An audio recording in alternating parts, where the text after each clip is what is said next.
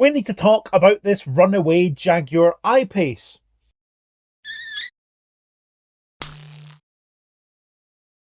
If you don't know what I'm talking about, yesterday afternoon, the Northwest Motorway Police Facebook and Twitter accounts published a post saying that police had to stop a car on the motorway that had suffered some kind of brake failure and was unable to stop. And they published a photo of the car with a police car obviously right in front of it, where they saw almost T-packed this car to get it to stop.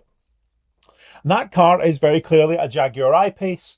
And I mean, straight from the off, the post was worded talking about how an electric car had suffered an electrical failure and was unable to stop. And straight away, I think that raises alarm bells as to what the intention of these posts might be. And it seems odd to me, straight away, coming from an official police account, that they would frame it in that way. But what has actually happened here? So, see, since then, this story has been picked up by various media outlets, and the Daily Mail even have an interview with the driver, who was in shock and awe that his £90,000 Jaguar I-Pace wouldn't stop. Apparently, it's not the first time it's ever happened. It's happened to him before. Jaguar checked the car over, they said it was fine, etc. And I'm not doubting that it happened. It clearly, something went wrong with this car. The guy was unable to stop it, and he then sought police assistance to bring him to a stop safely. It's awesome news that that was able to be done in a manner that meant that he's fine. It looks to me like the car's relatively undamaged as well, which, given the account that was given to the Daily Mail of him having to basically drive into the back of a police car at 90 miles an hour, you would think there'd be a bit more damage to both vehicles if that was the case. However, obviously the police, they're experts, they know exactly what they're doing. And they've probably done this kind of thing before with someone not wanting to stop, not because the car's broken, but because they don't want to stop. And therefore, controlled stops, something the police are very experienced at. And great job. Awesome. What I do have a problem with, though, is the way this is now being talked about. And I think almost immediately when this Facebook post started being noticed, the comments were fairly predictable.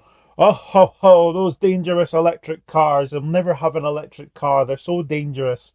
I've been telling everybody they shouldn't have an electric car. And it's like, I really struggle to see the relevance of the powertrain of the car to this event that has happened. Yes, it's an electric car. It's a Jaguar I-Pace.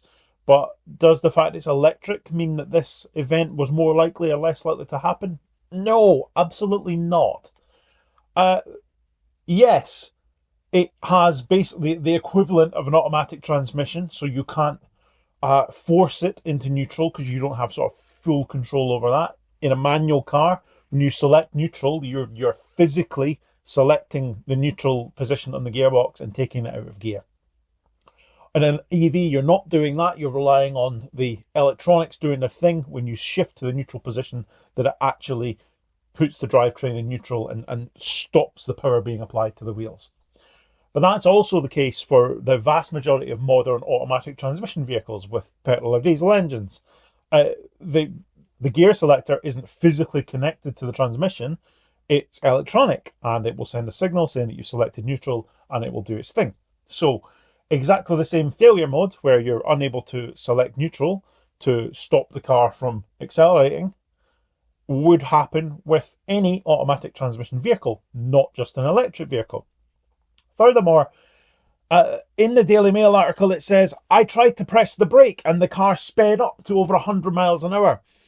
And I struggle to see how that is even possible.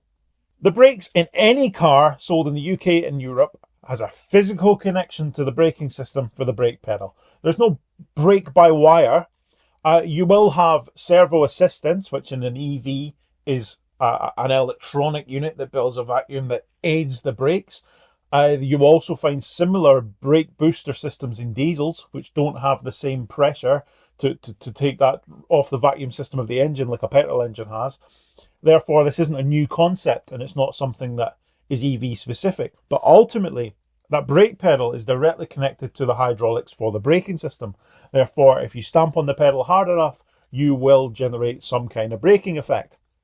Whether that's enough to overcome an engine or a motor that has decided it's going full pelt for whatever reason is, another thing entirely. How good are the brakes? I'm not sure. I wouldn't have thought an I-Pace would have weedy little brakes, given we're talking about a relatively powerful car. But I find it really hard to believe that there was no braking effort whatsoever. A complete failure of a braking system is pretty rare.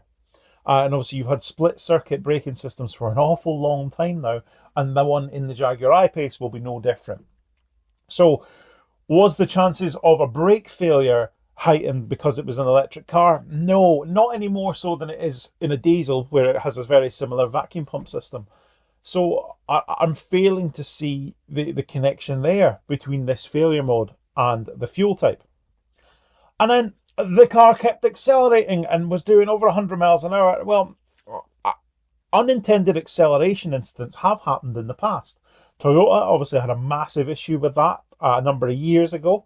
They had a number of reports of this unintended acceleration, and it turned out that the primary contributor to those incidents was the design of the floor mats for their vehicles, and they were therefore more likely for the floor mat to get wedged in the accelerator and wedge it on. So it wasn't actually really a failure of the vehicle or the vehicle's control systems. It was the mat was getting stuck and was pressing the accelerator down.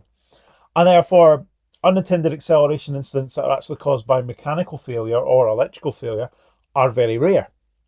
And I find it hard to believe that that is heightened because it's an EV.